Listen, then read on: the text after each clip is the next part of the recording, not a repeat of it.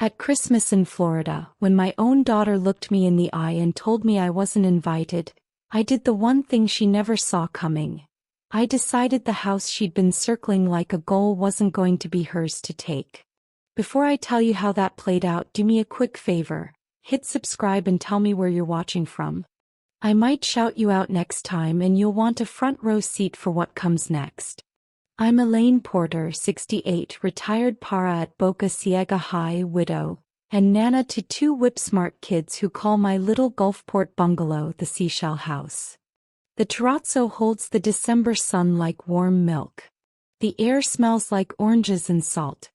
Cinnamon rolls were supposed to be rising. Instead they were sinking under the weight of my daughter's sentence. It's a vibe thing, Lila said, palm on the banister like she owned the grain. Your energy is heavy.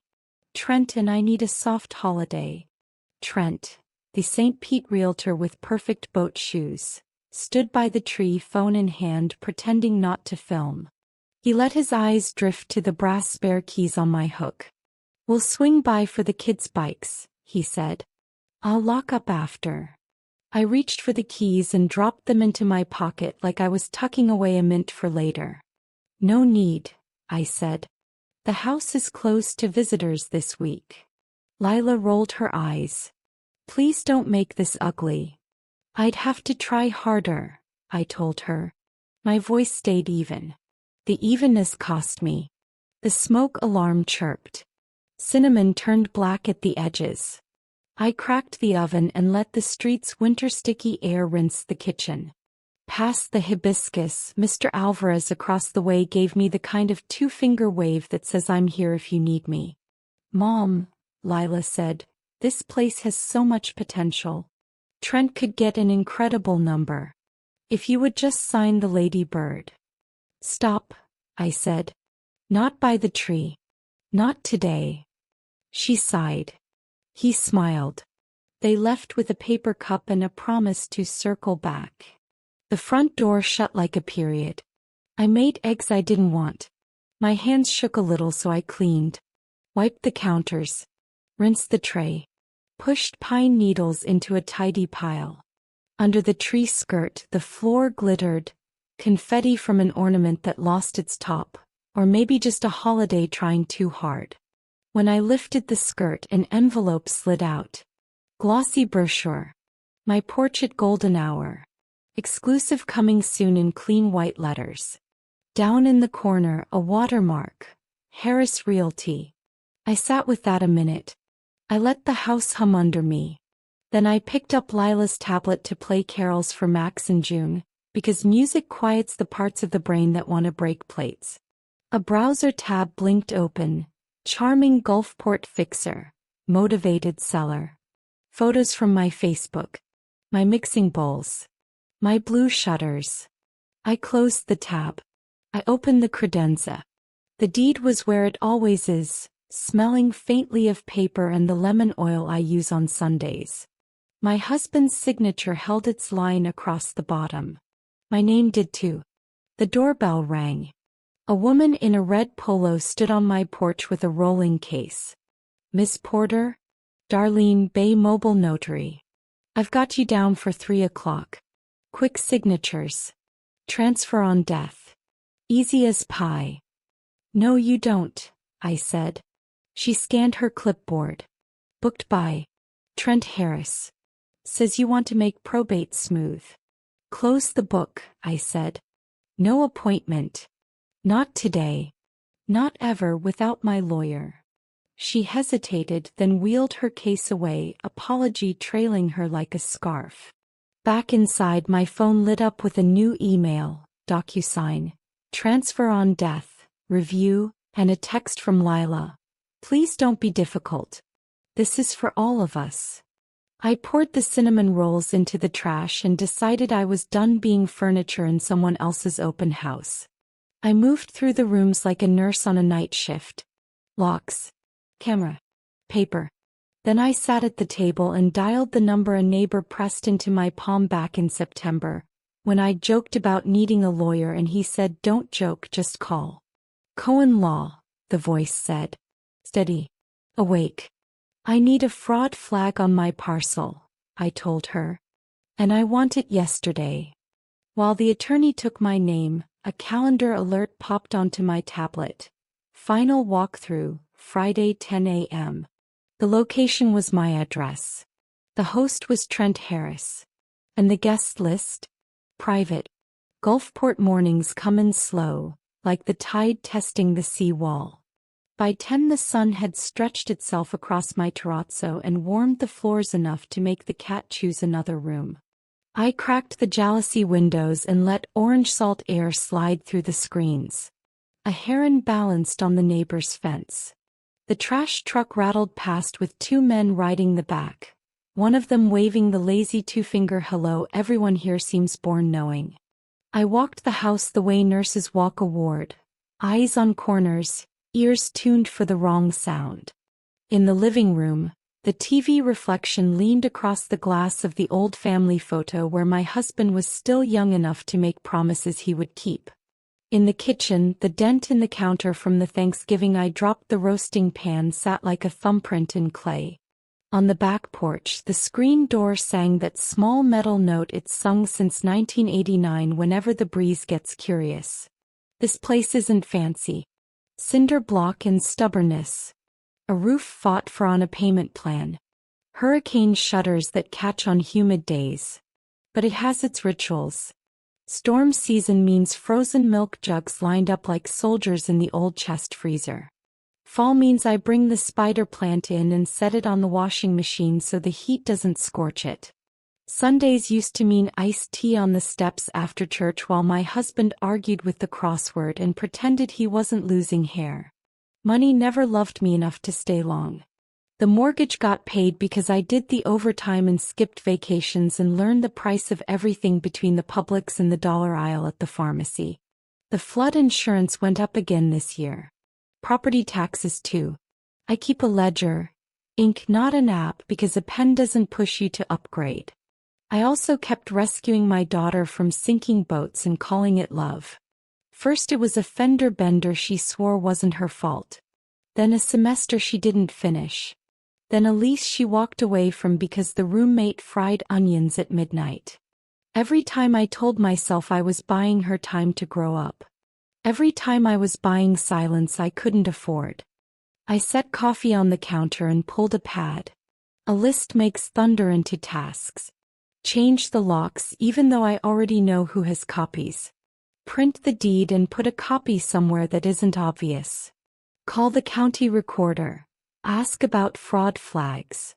Price a small storage unit. Take photos no one can lift off my Facebook.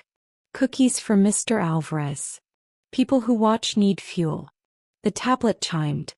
A reminder sat on the screen like a daring child.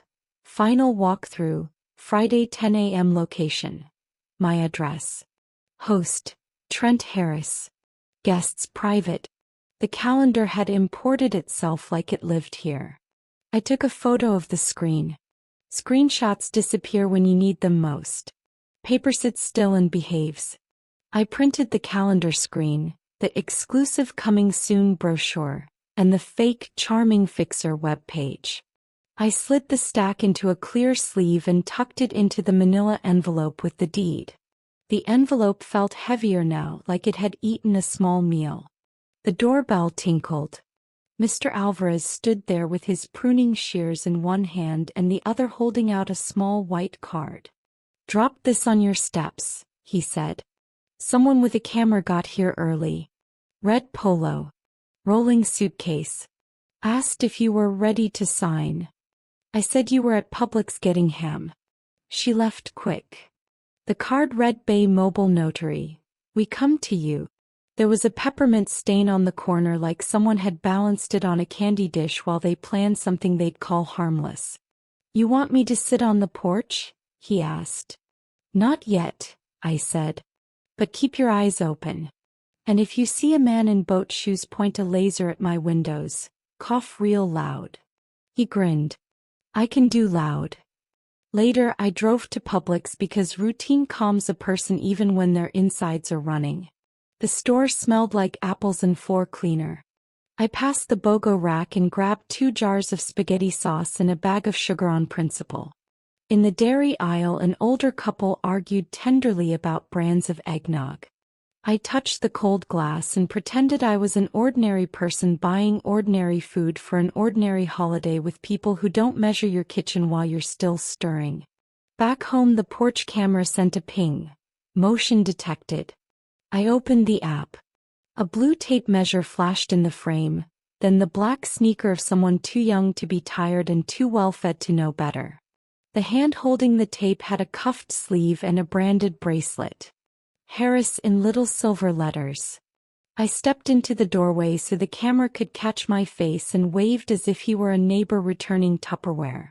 The sneaker retreated. The tape vanished. The frame stilled on hibiscus and sky. Inside, the house held that quiet that used to come after my husband fell asleep in his chair and before Lila came home late from wherever she hadn't told me she'd gone. Not empty. Waiting. I took the deed from the envelope and laid it on the table. The paper had the smell only paper gets when it's been in a drawer with lemon oil and old church bulletins. My husband's signature ran steady and slanted. The Q in Porter pressed a little harder like he was driving a nail. Next to it, my name, the one my students used to say with that, Ms. That is both respect and a way not to decide how married a woman is. Not today, I told the room. Not like this. The tablet chimed again. A new message slid over the locked screen. Appointment confirmed. Bay Mobile Notary, 3 p.m. I hadn't replied to anyone. The appointment had confirmed itself. I hit the speakerphone and let the ring buzz through the kitchen. A woman picked up. Cohen Law. Hi, I said. It's me again. Bring your papers, she said. Let's make a mess they can't clean up with a smile. I grabbed my keys and the manila envelope and the clear sleeve with the screenshots and my little tin of pralines because my grandmother raced me to arrive with something sweet, even at the courthouse. On my way out, I glanced at the tablet one more time. A second calendar tile had appeared below the first.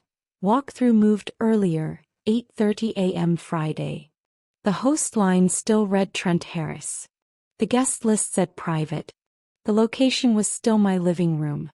On the porch, the air was hotter than the hour should allow. A lizard did his push-ups on the railing like he was showing off. Across the street, Mr. Alvarez lifted his chin in a question. I lifted mine back. I locked the door, pocketed the keys, and slid into the driver's seat.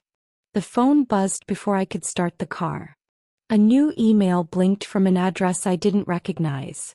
Subject: Final DocuSign reminder. Don't miss your chance. Body: just tap to sign. Make it easy on your family. As I backed out of the driveway, a glossy SUV eased to the curb in front of my house. Lila was in the passenger seat, sunglasses on, Trent behind the wheel. He didn't get out. He just lifted his phone and the little red light on a clip-on mic blinked alive. The SUV idled at my curb long enough to turn the hibiscus leaves silver on their undersides. He didn't get out. He didn't have to. That little red light on the mic told me the part he wanted wasn't my consent. It was my reaction.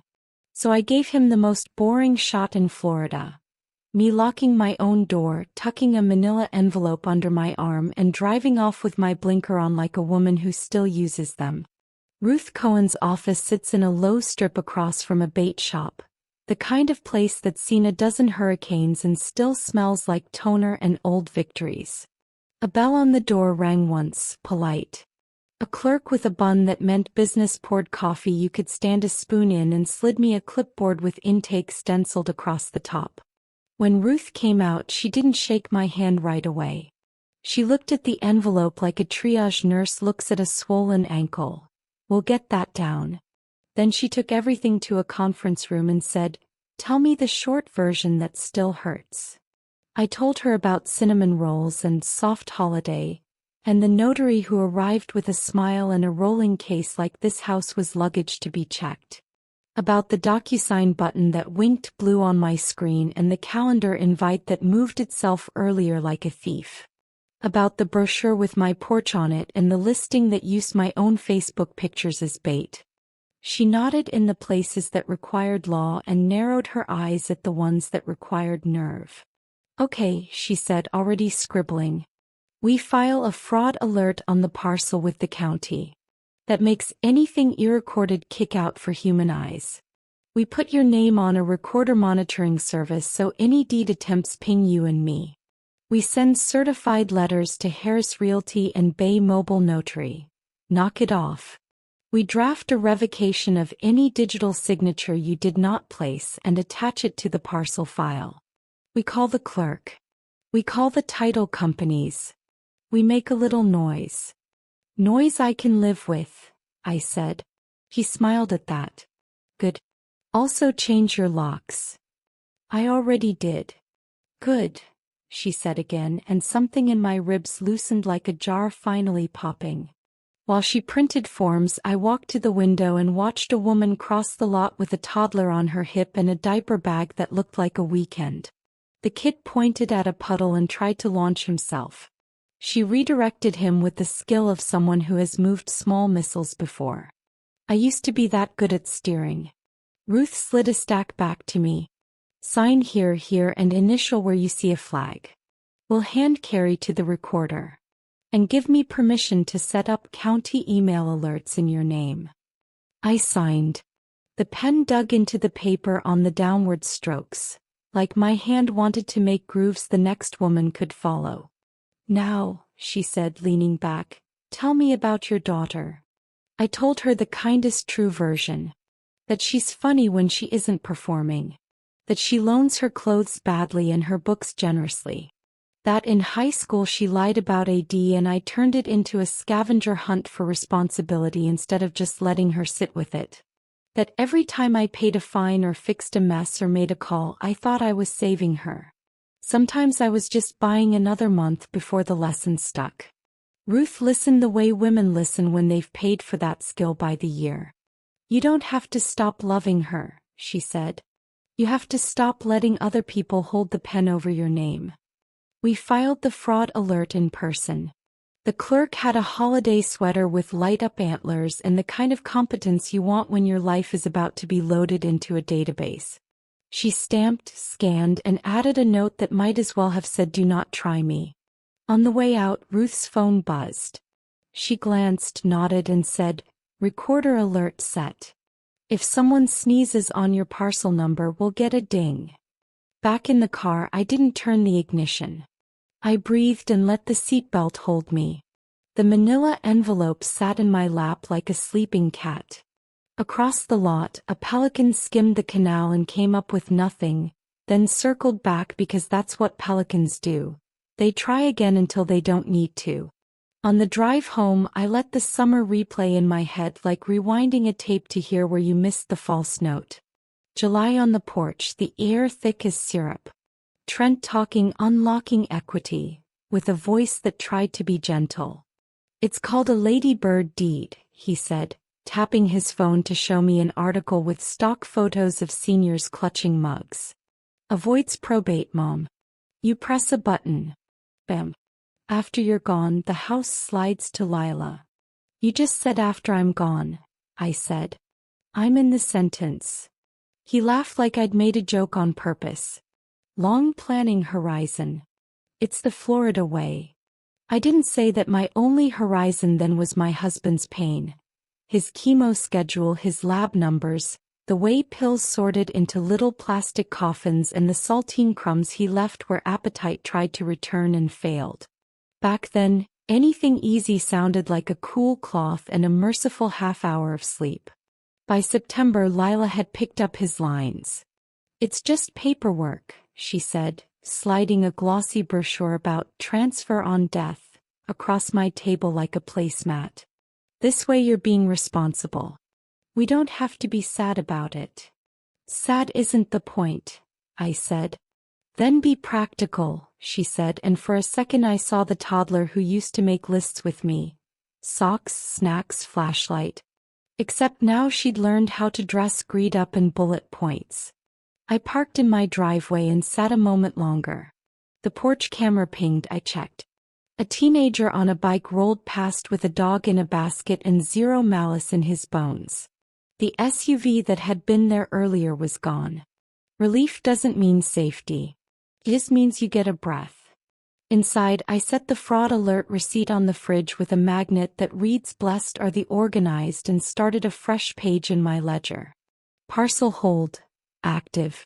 Recorder alerts, active. Locks changed, done. Neighbor watch, cookie powered. I added notary, no entry, and underlined it twice. At 2, my phone chimed, Bay Mobile Notary again, this time with a chipper voicemail. Miss Porter, just checking you're still on for 3. I can swing early if that's better. We're seeing lots of folks this week.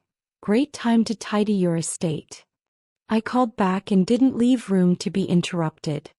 There is no appointment. Remove my name. If you set a foot on my porch, I will consider it trespass and call the police. Then I'll send a complaint to your licensing board with your caller ID and rolling case number. Pause. Understood, ma'am. Merry Christmas. Start a new tradition, I said and hung up. The calendar invite on my tablet updated again. Walkthrough moved earlier. 8:30 a.m. Friday.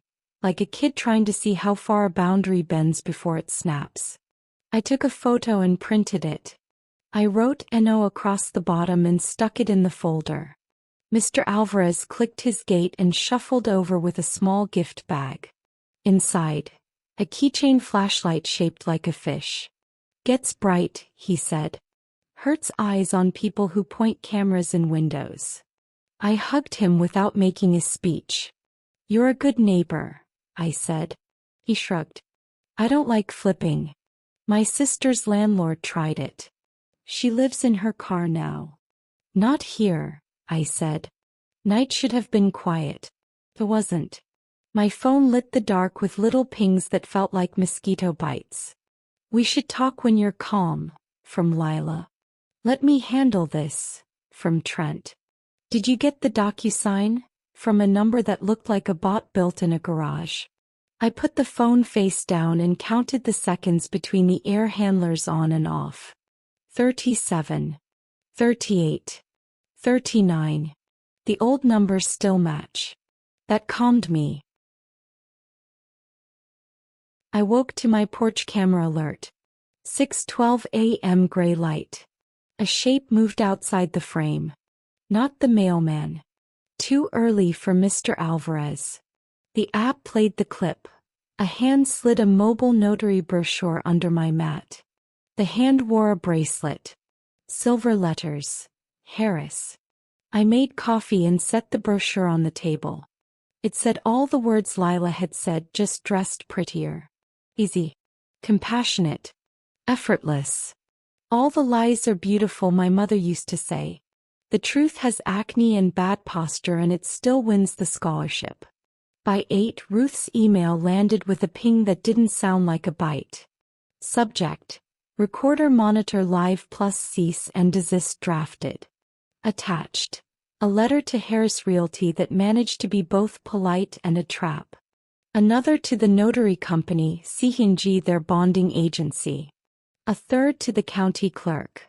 Notice of potential fraudulent transfer attempts. Flag file.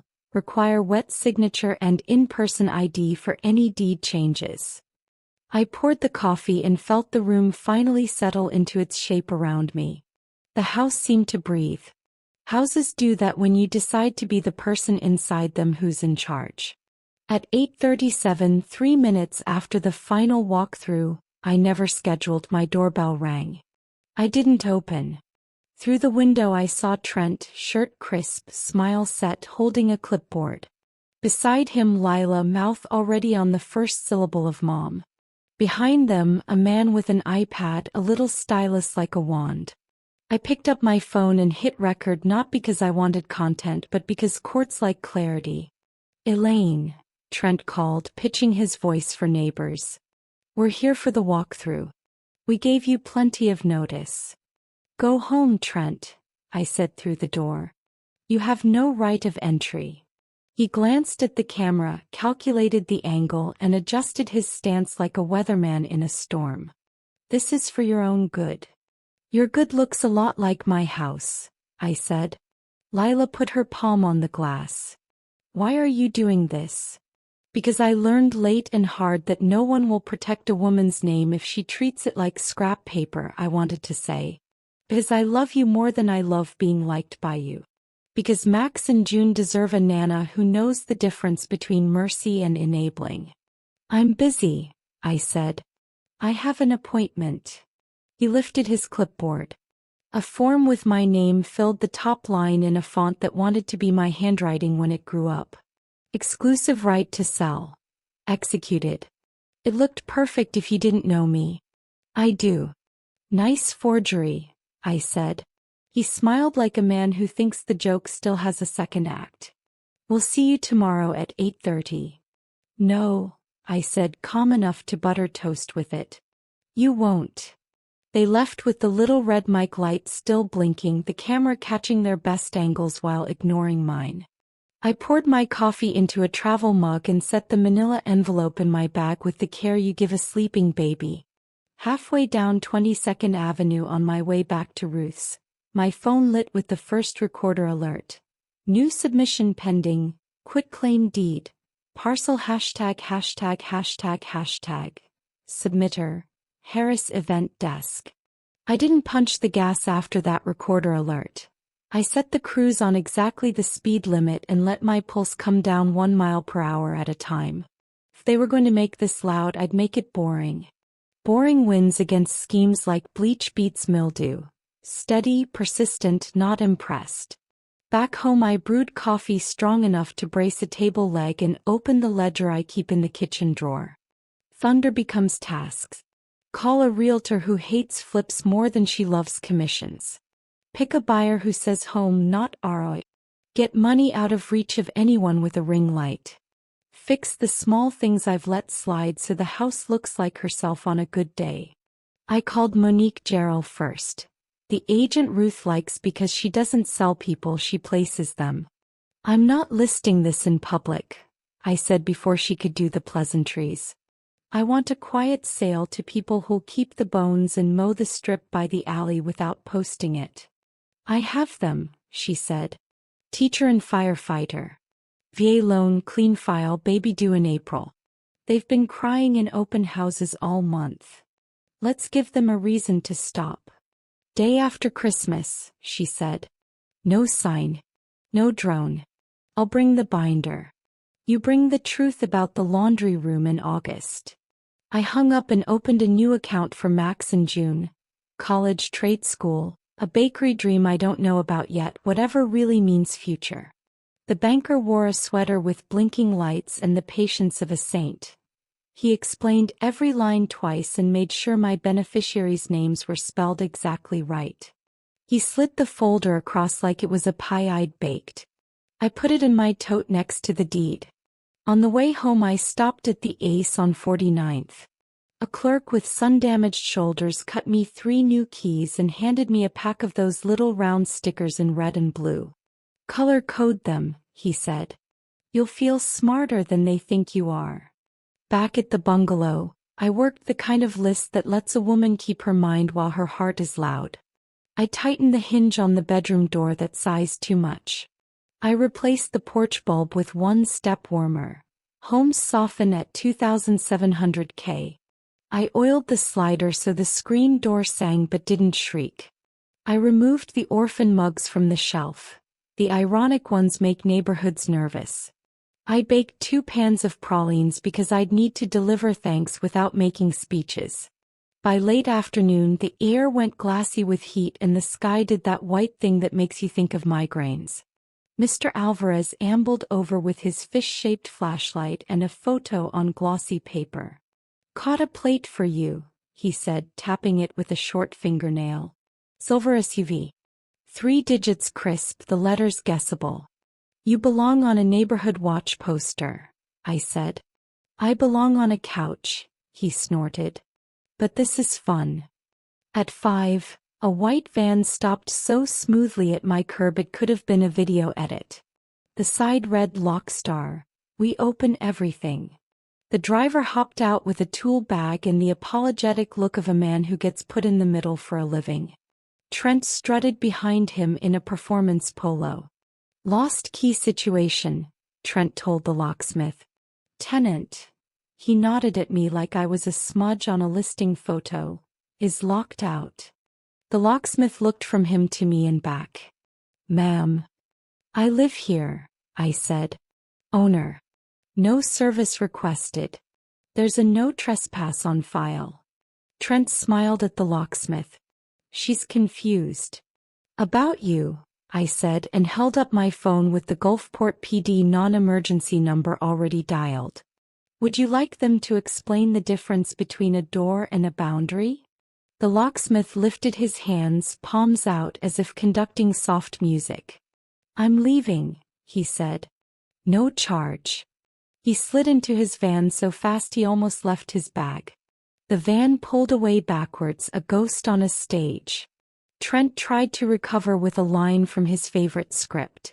Elaine Optics. Never say that word to me again, I said. This is not a shoot. He planted a smile like a flag. We'll see you at 8:30 tomorrow. No, I said. You won't.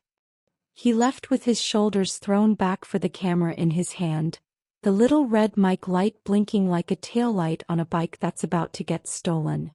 I took pralines to Monique on her porch because people do better work when sugar greases the gears. We went through the teacher, firefighter offer and 2 backups. She wrote terms in pen like a woman who believes paper will win if you stack enough of it. No assignment, no wholesaling, no sneaky addenda, she said. I put a clause in there that bars recording at the property without the owner's consent. It's a new one. Bless your petty heart, I said. At 9, Ruth texted. Recorder flagged a fresh attempt. Digital quitclaim from Harris Event Desk. Walked. Clerk added wet ink in person only. I poured myself exactly 3 inches of boxed wine and clinked the rim against the ledger like a toast. I slept like people sleep when they know a stranger has tried the door and found it locked. That is to say, not deeply.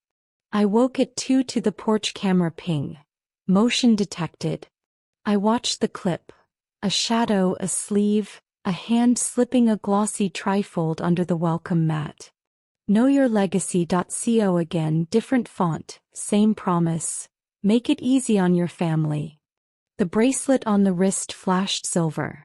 Harris. In the morning the air had that wet wool feel. I brewed coffee and put on the dress I wear when I need to look like a principal and a nurse at once. I wiped the counters and set out 2 glasses because Shauna and Rick deserved iced tea, not a lecture. At exactly 10 on December 26th, they stood on my porch with a baby who blinked like Florida was an opinion he was still forming. Shauna ran her palm over the terrazzo like she was reading Braille. We don't have a big budget, she said, but we have care. Rick cleared his throat like a man who cries when no one is watching. I've pulled folks out of houses that don't love them back, he said. This one does. We walked the rooms slow. I told them where the storm water sits in a hard rain. I showed them the window that sticks only when it's jealous of thunder. I demonstrated the dance the back door expects. Lift, slide, nudge, praise. I didn't sell. I introduced. On the porch, Monique joined us with a binder and common sense lipstick. Here's what we can do, she said. She laid out numbers that didn't insult and terms that protected the old bones. We agreed, gentle claps, no squeals, and picked a closing date. December 30th, quick enough to outrun shenanigans, slow enough for the clerk to sleep. After they left, I placed the college trust folder on the kitchen table and slid 20% of the sale into a line item labeled Max and June in my head. The rest would find me a small apartment near the library and fix the AC that likes to groan in August. If a person wants to change their life, they pick a thermostat they can trust. By dinner time, the sky started its pink apology. I made a pan of baked ziti big enough to be a peace offering even if I never offered it. Halfway through my second forkful, the doorbell rang. It was Lila. No camera crew. No sunglasses. Her lipstick was wrong for her face. She'd picked confidence in a tube and it wasn't the right shade. "We need to talk," she said. Not a question. "We can," I said. "On the porch." She looked past me into the living room like she was truly seeing it for the first time since she was 17 and furious. "You're selling my childhood," she said. "I'm selling my house," I said. "Your childhood is portable. It's in your bones." "Trent says you're being manipulated," she said. "By whom?" I asked. She didn't answer. Instead, she pulled a folded paper from her purse and set it on the rail like a challenge. "Exclusive right to sell. Executed." My name had been coaxed into a font that looked like my hand put on high heels. The date was yesterday. The notary block was blank. "You're smarter than this," I said gently. "He said it would be a surprise," she said. "A Christmas gift. That you'd be relieved." "I am relieved," I said. "Just not for the reasons he thought." "Mom," she said, and the word broke in the middle. "If you sell, where will we go?" "Where you've been going," I said. "Your apartment. Your choices. I'll be at the library and the bay and the grocery store like I always am. You can visit any place I live that doesn't require a ring light." She sat. "The porch boards complained in that way. That means nothing will give way if you don't jump." "You always got in the way," she said. "You thought you were helping." "I know," I said. "And sometimes I did. Sometimes I taught you that consequences are negotiable if you cry hard enough. That's on me. This is me unteaching it." She stared into the bougainvillea as if red could deliver an answer. "I hate you," she said quietly, "the way kids try on coats in a store just to see if the sleeves fit." "You'll have to hate me without breaking the law," I said, because humor sometimes lands where softness won't. Her phone buzzed. The screen lit her face a mean blue. She stood, put the paper back in her purse, and left without adding "for now." Down the block, the SUV idled. When the passenger door opened, I saw Trent's knee and a red mic light. Of course. I went inside and washed 2 glasses that weren't dirty. That's an older woman's way of praying. At 9, Monique texted, "Teacher, firefighter wire deposit received. Escrow opened. Title orders out. We're real." I turned off the kitchen light and stood in the dark to celebrate, because some joys belong to the bones, not Instagram. My phone buzzed on the counter.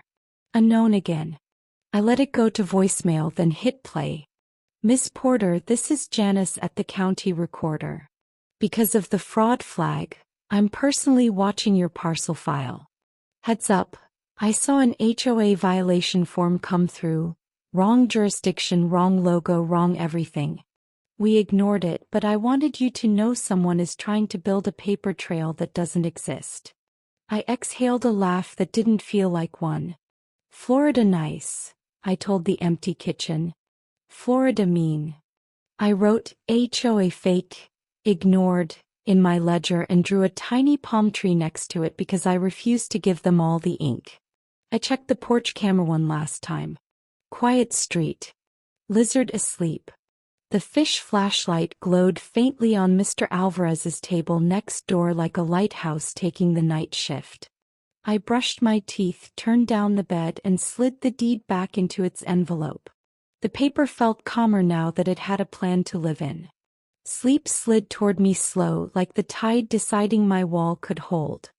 At 11:58 p.m., my phone buzzed on the nightstand with a new recorder alert that sat up in bed with me. Submission rejected. Lady Bird deed. Attempted e-record. Submitter. Harris Event Desk. Reason. Fraud flag / what required. And then 10 seconds later, a text from Trent that wasn't meant for me. Make sure she opens the door at 8:30. Film everything. At 8:29 a.m. the next morning, the porch camera pinged and my doorbell sang like it was being graded. I'd already set coffee, braided my hair out of my eyes, and put the deed and fraud flag papers on the entry table like place settings. Through the window, Trent in a crisp polo, Lila tight-lipped at his elbow, and a guy with an iPad and a collapsible gimbal. A second man hovered behind them holding painter's tape like confetti. I opened the door, not wide enough for a foot, just wide enough for Florida manners. "You're early," I said. "For a thing that isn't happening." "We scheduled the walkthrough," Trent said to the camera, "not me. We're being more than reasonable." "You scheduled content," I said. "The county scheduled a fraud hold." He tried a smile that wanted applause. "Elaine, it's a ladybird deed. It's literally designed for this." "It's designed," I said, "for people who ask first." He tapped his clipboard. "Exclusive right to sell. Executed." I held up the printout Ruth had prepped. "Revoke of digital signature, fraud flag, active," and let him read the clerk's bolded note. "When in person only. Owner present with ID." A patrol car rolled to the curb. Gulfport PD, the same officer who pulled kids off skateboards near the pavilion. He stepped up the path with a face that said, "I'd rather not be here either, but here I am." "Morning, Miss Porter," he said. "We got a call." "From him," I said, nodding. The officer turned to Trent. "You have a court order? A writ? A signed PO?" Trent's mouth worked.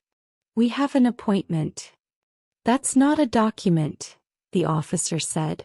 He tipped his hat toward me. "Property owner says you're not invited." "You're not invited." Lila's eyes flashed. "She's being difficult for the sake of it." The officer kept his tone easy. "Difficult is illegal's polite cousin. This here is just no. Move along." The gimbal guy killed the red light. The painter's tape went limp. Trent stalled long enough to get a few tight shots for whatever story he'd spin later, then pivoted like a man who's learned that retreat filmed at the right angle can look like dignity. When the cruiser pulled away, I breathed. Then I did what keeps a woman steady. I moved a load of towels from washer to dryer, added a dryer sheet, and let the thump-thump make order out of nerves. By noon, 3 things dropped like shoes from an upstairs neighbor. First, an anonymous HOA violation on letterhead from a neighborhood I don't live in. Carport storage visible from street. Ruth emailed me back one sentence that felt like clean grout. Ignored with prejudice. Second, a group text from Lila. "Mom is taking time for herself, so kids will stay with us. Please respect her boundaries."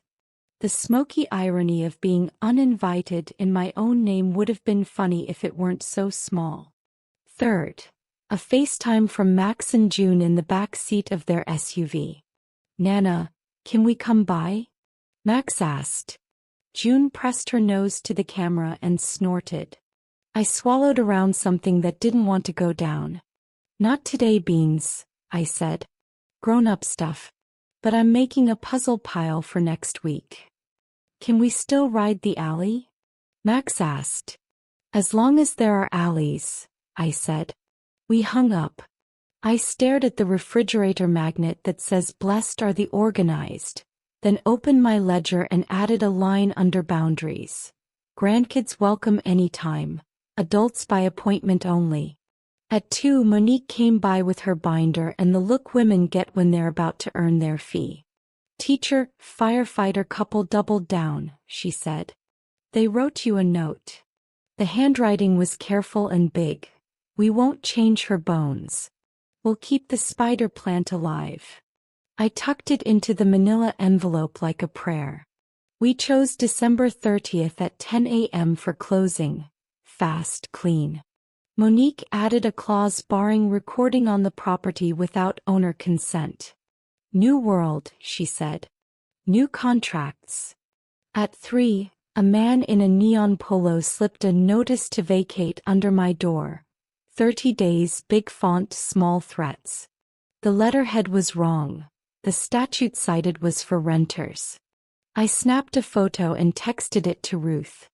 Her response came fast. Garbage. Document that you received it, then toss it. If they put 1 foot wrong, we send this packet to the licensing board. She attached a PDF with a subject line that sang to my bones. Harris, complaint draft. By dusk the air thickened like honey. I walked to the bay to let the wind pull the day off me. Pelicans arrowed the water and came up busy. On the way back, Pastor Eunice from the little church waved me over, pressed a poinsettia into my hands and said, "Boundaries are a blessing, not a sin." "I'm learning," I said. "Good," she said. "Learn faster than they manipulate." I set the poinsettia on my counter and poured tea. The porch camera pinged again. Motion detected. I checked. A woman's hand, manicure pale, bracelet flashing. Harris. Slid another glossy trifold under my mat. Know your legacy. Sign from anywhere. I laughed, low and tired. Not anymore, I told the mat. Not here. I was folding dish towels when my phone lit with an email from the county recorder. Submission pending. Lease pendens. Harris Realty v. Porter. Purpose. To cloud title. Description. Disputed ownership. My heartbeat thudded twice hard. I texted Ruth the screenshot. Her reply. They're trying to freeze your sale by filing a lease pendens, a public notice of a lawsuit. You can't ignore it. I'll file an emergency motion to strike it tomorrow. Do not talk to them. Do not respond to any settlement proposals. Before I could put the phone down, Lila's name popped up with a text that read, "If you sell that house, you won't see the kids again." And then 2 dots, 3, and a second. I forwarded Lila's ultimatum to Ruth and didn't answer it. Screenshots are steadier than arguments. Within 10 minutes Ruth called, voice clipped and caffeinated. "They just filed a lease pendens to cloud title," she said. "You can't sell if that sticks. Good news. You don't get to file one without a real lawsuit underneath." They filed nothing. "What now?" "Emergency hearing," she said. "Pinellas County. This afternoon if I can strong-arm a clerk. Bring your ID and the fraud flag receipt. Wear the comm you wore yesterday." By noon I was in a courtroom cooled to meat locker and paneled in stories. Ruth stood beside me with a slim folder and the posture of a woman who's been told she couldn't more times than she cared to count. On the other side, a junior associate from Harris's firm shuffled papers like they might bloom into statutes if he warmed them enough. Ruth went first. Clean sentences. No underlying suit. No ownership claim. Multiple attempted forgeries flagged by the recorder. This lease pendens is a pressure tactic. We ask the court to strike it and award fees. The judge, a woman with reading glasses on a chain and the exact kind of patience I respect, leaned toward the Harris lawyer. "Counsel, where is the complaint?" He peeped like a smoke alarm with a low battery. "Your Honor, we anticipated." "You anticipated, but you did not file. Motion to strike is granted. Fees reserved." And counsel? Don't use this courtroom like a content studio. The gavel didn't bang, but it felt like it did. Outside in the hallway, I let my shoulders drop for the first time since the cinnamon rolls burned. Ruth squeezed my forearm. "Title's clean again. Tell your agent. Keep your people close. They'll try something loud before they accept quiet." Monique answered on the first ring. "Already got the order," she said, somehow smug and kind at once. "Title's green-lit. Your teacher and firefighter are bringing their baby carrier to the signing because they don't have a sitter. I told them you'd understand." I did. I understand babies like weather. They arrive when they want and we adjust. Back home, Gulfport exhaled. Mr. Alvarez handed me a Ziploc of pecans and a sheet of notebook paper with 3 license plates from Folks Who Don't Wave. Pastor Eunice left a voicemail that sounded like a hymn. Held you in prayer during lunch. Boundaries are holding. Shauna texted a photo of their VA loan packet with the caption, "All set, Ms. P. We won't change her bones. Not everyone chose me." 2 cousins heart-reacted Lila's post about honoring boundaries. A neighbor I've loaned my ladder to twice asked if I was really being that cold. I didn't explain. I tightened the ladder's hinges and put it away. At 5 the porch camera pinged. A florist van pulled up and 2 teenagers hauled out the largest pity bouquet I've ever seen. White lilies and a note. "Sign tomorrow at 9 and we can make this easy." I set the vase on the curb with a free sign and watered my bougainvillea instead. Ruth texted again. "Heads up. If they try a notice to vacate or emergency injunction, call me." None of it stops a sale, but it's meant to rattle. "Rattling not accepted," I wrote back, then taped a simple sign inside my storm door for my own courage. No recording. No entry. No exceptions. I was making grilled cheese for my dinner, butter both sides. We're not savages. When my phone buzzed with an unknown number and the county seal. "Miss Porter? This is Janice at the recorder again. Your fraud flags are working, but someone just tried to e-record an HOA lien from a neighborhood you're not in. We trashed it. Thought you'd want the laugh. Janice, if you ever run for anything, I'll put your sign in my yard," I said. Dusk made the street soft. The cat took his appointed place in the window. I rinsed my plate and dried it because that's how my mother said days should end. With a dish rack that doesn't look like a battlefield. The camera pinged again. Motion detected, and my stomach went cool the way it does right before a Florida storm. A box truck idled into my driveway, hazards blinking like false cheer. 2 men hopped down with a dolly and a work order in a plastic sleeve.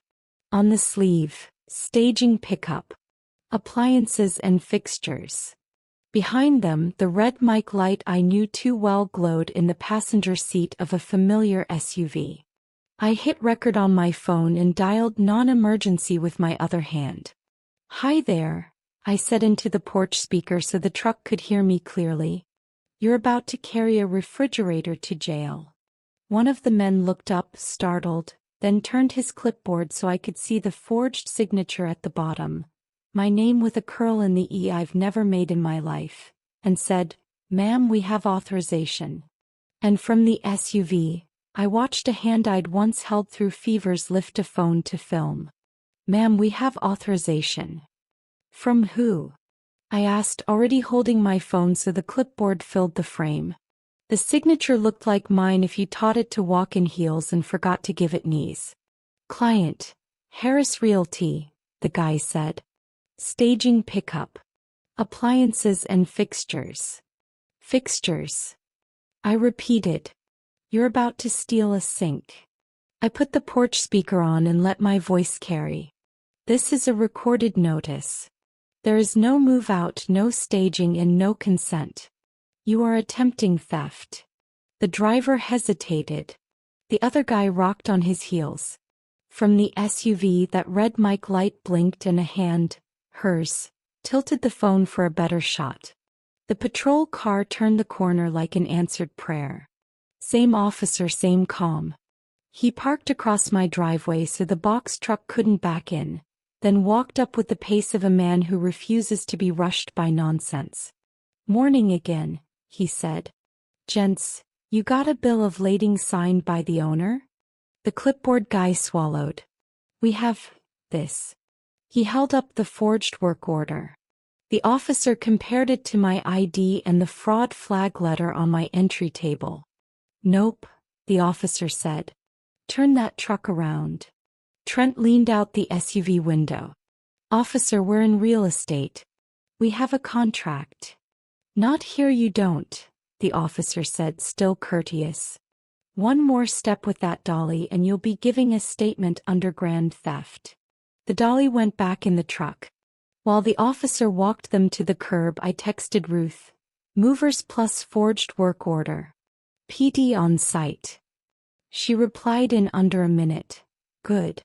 Also, I'm recording a memorandum of contract right now. Puts your signed sale on the public record. If they try another lease pendens, the clerk will see there's already a buyer. Monique chimed in next. Memorandum stamped. Title just called. Clean. We're still on for December 30th. Also, you should see this. A screenshot popped up. Division of Real Estate. Complaint received. Trent Harris. Status, under review. Not justice yet, but pressure with a letterhead. I stepped off the porch so Lila had to look at me, not at her screen. If you send another truck, I said, I'll have them remove you. We're finished doing theater. This is your fault, she said, shaky. Trent had a plan. So did I said. Mine doesn't involve appliances disappearing in the night. The officer handed the clipboard back to the movers like it was hot. Fellas, he said, if this address shows up in your system again, delete it. You're being used. They nodded, grateful to be told what to do, and drove off with the hazards clicking like a metronome. The SUV idled, calculating.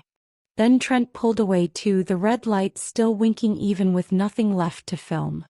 Inside, I made the kind of tidy that keeps hands from shaking. Folded dish towels, straightened mail, watered the stubborn spider plant. The house hummed that old steady hum that happens after a storm cell passes and the air can breathe again. Ruth called. He'll try something digital next. Online notice to vacate. Maybe a fake utility shutoff. I've prepped the power company and the water department. Any request needs your in-person ID. Thank you, I said. What else? Last lever, she said. We serve him our fee motion for that bogus lease pendens.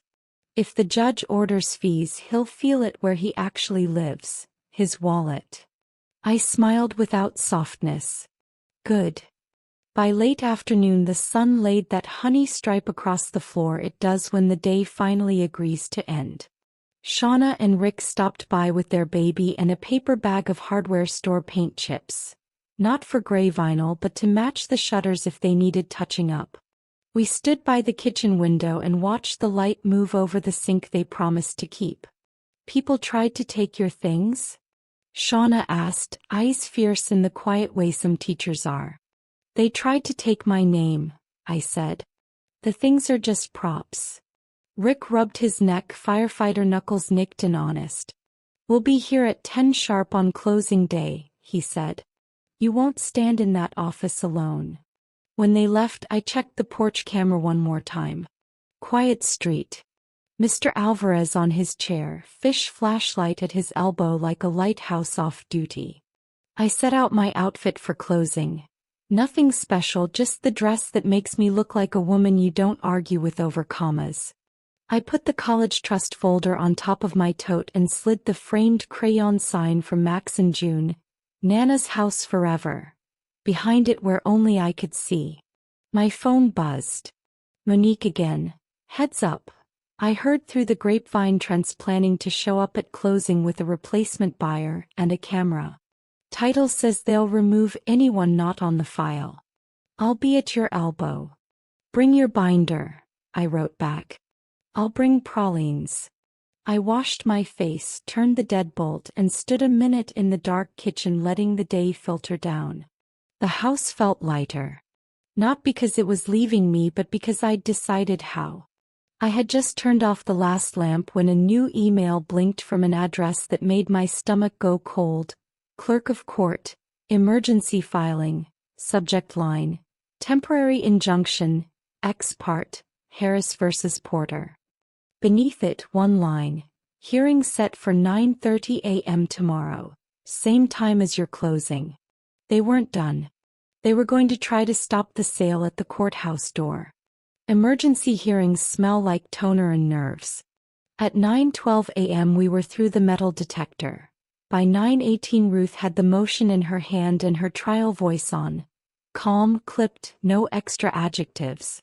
The courtroom AC blew straight down like a sermon. Opposite us, a junior associate with a stack of paper and the confidence of a man who thinks a ring light counts as evidence. No sign of Trent. No Lila. Just their hastily filed ex parte request.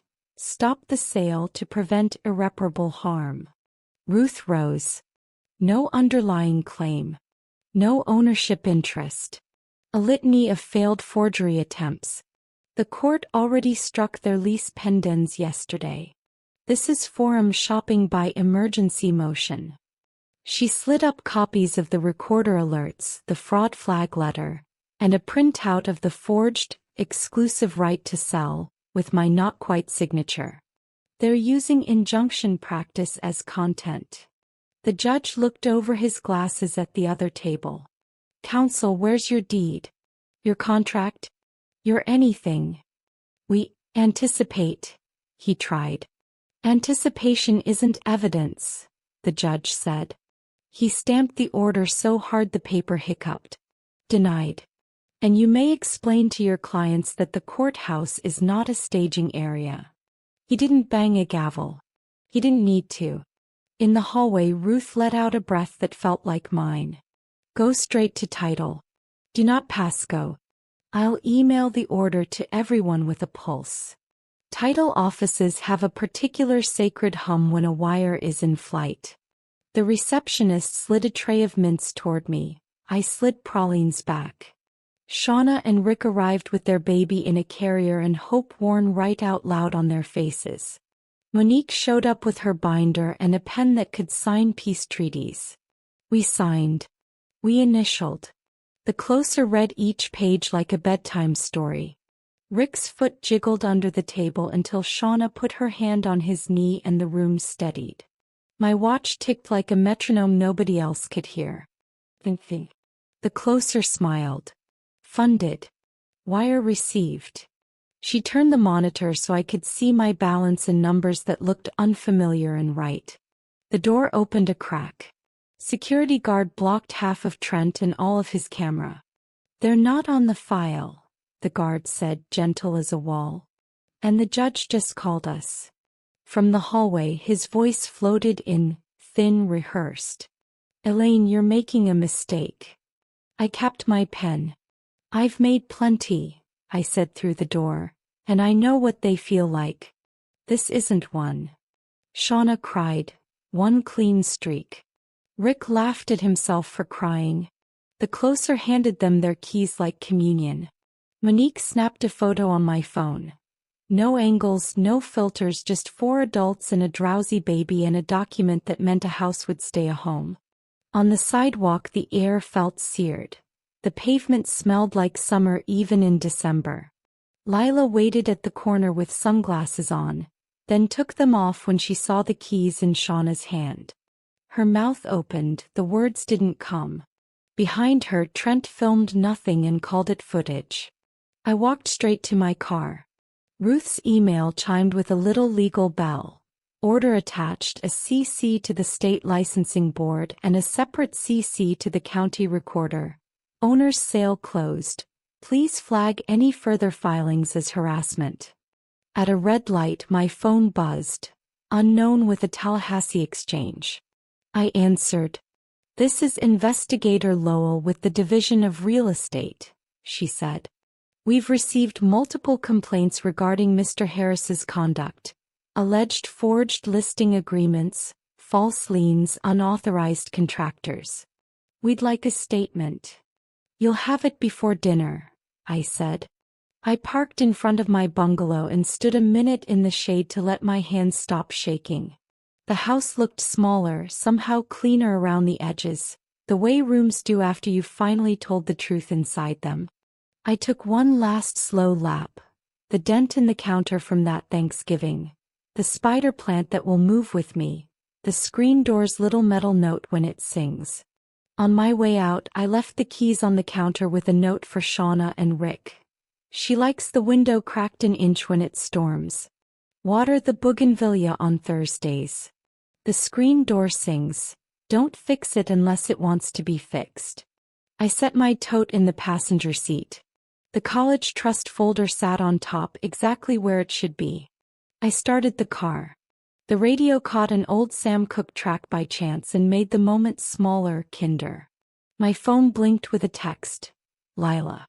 If you just signed, we could have been a family today. A second bubble. We're leaving for Orlando tonight. Don't call. I typed, deleted, typed again, then put the phone face down. Some sentences deserve paper. I drove to my new apartment. Upstairs, bright, close to the library. The porch fits 2 rocking chairs and a stubborn spider plant. I carried the first box up the steps myself, felt the ache in my knees like punctuation, and set down the frame Max and June drew, Nana's House Forever, on a shelf where it could watch me choose the rest of my life on purpose.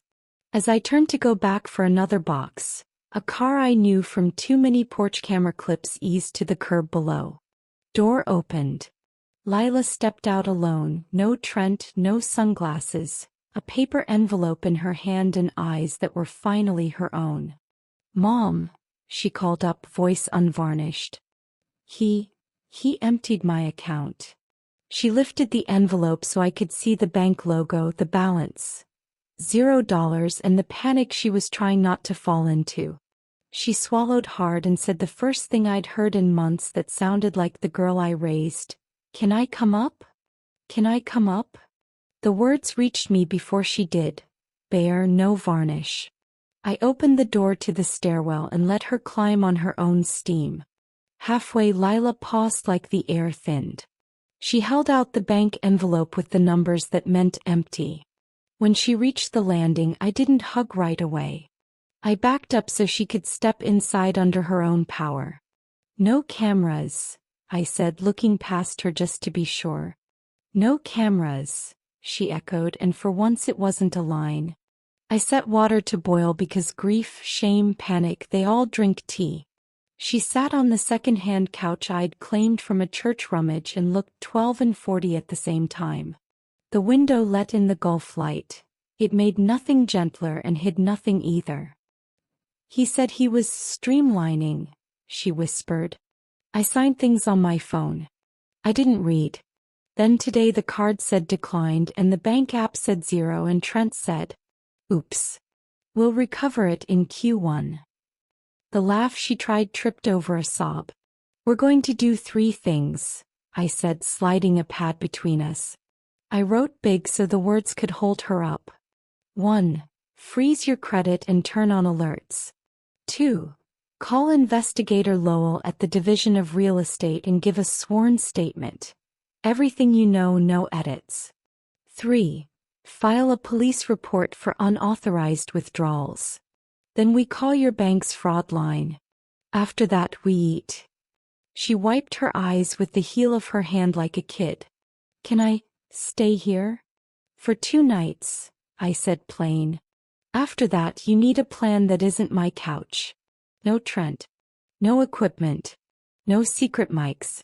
You come back once we have a calendar for the kids and a counselor lined up. Those are the rules." 2 nights, she said like she was repeating a dose. The kettle shouted. I made tea and dialed on speaker because I've learned to let witnesses in the room when women repair what men try to erase. We froze her credit with the 3 bureaus and set fraud alerts until the bots cried uncle. We called the bank's after-hours line and spoke to a woman who asked all the right questions and promised a provisional credit after the report. We filed the report. A case number arrived like a number you pick up after the DMV, but it was a start. Then we called investigator Lowell. Lila told the truth in clean sentences I didn't recognize as hers and loved anyway. The drafted listings, the forged exclusive right to sell, the notary visits booked without my consent, the HOA scare letter from a neighborhood we don't live in, the staging pickup with a forged work order, the staged final walkthroughs for a house he didn't own. She didn't spare herself. When she finished, Lowell's click-clack typing slowed. "Thank you," the investigator said. We'll need your texts and emails and any contracts. I'll send a secure link. You've helped more than you know. We hung up. I set grilled cheese halves in front of Lila because fat and salt wrestle fear to the ground long enough to think. The first bite hiccuped into a laugh. You still butter both sides, she said. We're not savages, I said, and we smiled like people who are trying out a language again after not speaking for too long. While she ate, I wrote the rest of the plan on the pad. New bank account. New phone passcode. Two-factor auth that Trent can't guess. Remove his face/fingerprint from anything. New email. Forward old to a folder marked evidence. Therapist. A real one, not a podcast. Parenting calendar in writing. Kids aren't currency. She read each line and nodded as if they were steps on a dock. I'm sorry, she said. For the tree. For the programs in my head I kept running. I'm sorry, I said. For teaching you that my love came with baling wire. I can love you better than that. We made up the couch with the quilt my mother tied in the church hall before I was even born. When Lila lay down, she tucked her hands under her cheek the way she did at 6 when thunder stepped on the house. I turned off the living room lamp and sat in the kitchen with my ledger and the quiet. The spider plant on the sill looked pleased with its new window. Morning brought rental coffee in the kind of light that makes you respect dust. We walked to the library to use the public scanner for her evidence so her home Wi-Fi couldn't be sniffed. On the way back, Mr. Alvarez texted a photo of my old street with the teacher-firefighter couple on the porch and a caption that read, Keys work. Screen door sings. Baby's asleep. Bougainvillea watered. I showed Lila. She pressed the phone to her chest and closed her eyes. Does it hurt seeing it? She asked. It hurts good, I said. Like the first day you know a cast is coming off. At noon Shauna called. Can we bring lunch to your new place? 20 minutes later they were at my door. Baby, a casserole, 2 paint chips, and the keys I'd left on their counter tied to a ribbon. This is yours now, I told them, pushing the keys back. Keep the note. Don't fix the door unless she wants to be fixed. They asked Lila if she'd like to see the house from the sidewalk later, to say goodbye with her feet instead of her camera. She said yes, like a person learning to ask for simple things. In the afternoon, Investigator Lowell emailed, interview with Mr. Harris scheduled. License under active investigation. Interim restrictions possible. Thank you for your cooperation. I didn't call it justice. I called it gravity applied with paperwork. Toward evening, Lila texted the babysitter. No Orlando trip after all, and the kids thundered up my stairwell like a forecast I could live with. Max examined the porch like an inspector. June found the jar of crayons on the low shelf like a raccoon finds a treasure. We ate the casserole and balanced paper plates on our knees. Is this your new house? Max asked. My new home, I said. Houses are buildings. Homes are promises. Do you still have the puzzles? June asked. I still have the puzzles, I said. We stacked them on the rug and did the border first because the border keeps the middle honest. Lila watched them and watched me and didn't say much. When she stood to rinse plates, she turned the faucet handle the wrong way and then the right way and laughed at herself under her breath. New kitchen, she said. New rules, I said back gentle. After I tucked the kids under the thrifted quilt and turned on the box fan for the sound, Lila and I went out to the little porch with 2 rocking chairs and the spider plant. The night smelled like orange blossoms in someone's charcoal. A train 2 neighborhoods over made the low sound trains make when they don't need to hurry. What happens to us? She asked. Not dramatic. Curious. We practice, I said. You pay your own fines and fight your own nonsense. I keep my name in my own hand. We don't punish the kids for our grown-up mess. We keep therapy on the calendar even when the week is good. You can ask for help without asking for permission to hurt me. And Trent. You block him. Let Investigator Lowell and the board do their jobs. If a judge asks, you tell the truth. If he shows up with a camera, you close the door. She nodded. 2 nights, she said, self-reminding. 2 nights, I said. Then you go to your apartment. You're welcome here but not invited to stay. There's a difference. She reached for my hand and held it like a person who has finally decided the dock is sturdy enough for both feet. We didn't dramatize it with speeches. The air did enough.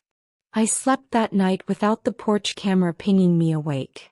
In the morning, I took the kids to the pier to watch pelicans do their unhurried violence to fish. Lila met us with coffees that tasted like apologies and cinnamon rolls that tasted like trying again. We sat on the bench by the bait shop, sticky and ordinary. A gull considered our breakfast. I told it no and it listened. By the weekend, I'd taught my first Home Docs 101 class in the church hall. 3 grandmothers, a widower who keeps everything in a shoebox, and a nurse just tired enough to be careful. I brought copies of a deed, a will, a durable POA that can't be reprinted by a man with a gimbal, and a checklist for fraud flags. We practiced saying no into a pretend doorbell camera until it felt like a muscle. Sunday I walked past my old block. Shauna had hung a wind chime where mine used to be. It had a lower voice and better manners. He waved me up the path. The kitchen window was open an inch. The bougainvillea looked watered on a Thursday. The screen door sang when I left. I cried one clean time and didn't apologize to anyone, not even myself. The house I sold is serving what it should serve. Family, quiet, storms, mornings when the light lands on the table and makes strangers into people who belong. My name is exactly where it should be. On my own mailbox, on my bank account, on the line beneath a class sign-up sheet that says Instructor Elaine. At Christmas, my daughter told me I wasn't invited. This year, I invited myself back into my life. I sold the house she wanted because homes aren't bribes. They're gifts we keep only as long as we can care for them. What I kept is better. My backbone, my porch with 2 chairs and a rule I can live with. If you've stayed with me this far, thank you. Hit subscribe so you don't miss the next story I tell plain, and drop your city in the comments. When she stood at my stairs with that empty balance and asked to come up, would you have opened the door? Would you have set the same rules or different ones?